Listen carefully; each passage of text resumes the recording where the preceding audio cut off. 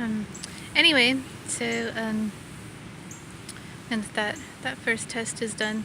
I started reading her again, not till I got to um, Savannah, Georgia, and I started reading The Wide Net, and also her explanation of stories, how she would come up with stories. So again, with the BIAP, what I found important is that she was educated in Wisconsin, and her language, she's very illegal there, even though she was educated there. Things like ain't and the grammatical constructions to start sentences with conjunctions, and she does all sorts of things that are very, very, questionable in Wisconsin, but she gets away with it somehow. So I don't know exactly what that says about her, but I think what I noticed about her is she was probably interested in the idea that women have a lot of really intense reading, and it isn't really explained. Or when I read Eudora Welty, I get the idea that she knows to make that a consciousness raising issue, and so she's also very bold and daring, and a lot of her stories deal directly with taboo subjects, and servants who are of other colors, suicide.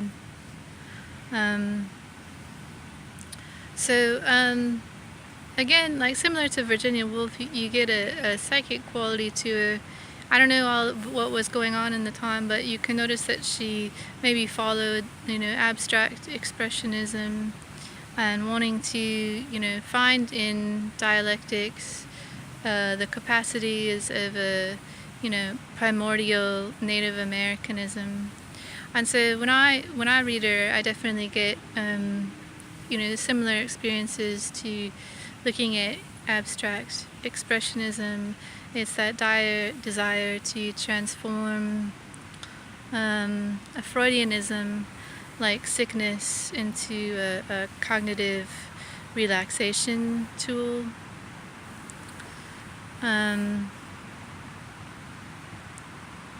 But I think with Eudora Welty, if you go to the Mississippi and the Jackson, Mississippi Introduction Museum, they have a picture of her in her house, and so I think she's someone who also knew to think about color.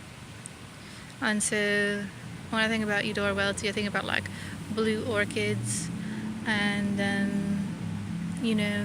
multicolored fungus, and things surrounding, what appeals to people's heartbeats, and what is replacing all those qualities that we're disciplined about. If there's a disciplinary society and we're not supposed to do things, and we're not supposed to eat many things, and we're not supposed to know many things, what is replacing that? So in that sense, I don't know if I necessarily like her fiction, but as far as someone who's maybe doing a lot of symbolism and sacrificial ideas, I think once I more get through some of her stories, I'll understand whether or not I like her. But